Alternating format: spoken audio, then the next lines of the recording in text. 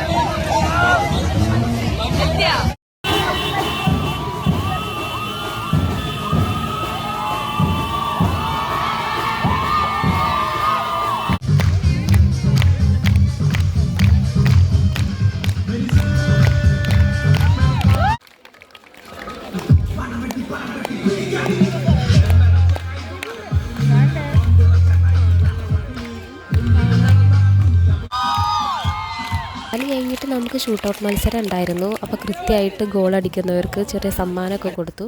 പിന്നെ നമുക്കൊരു ഗസ്റ്റ് ഉണ്ടായിരുന്നു, ഹെന്ന ഫ്രീ സ്റ്റൈലർ.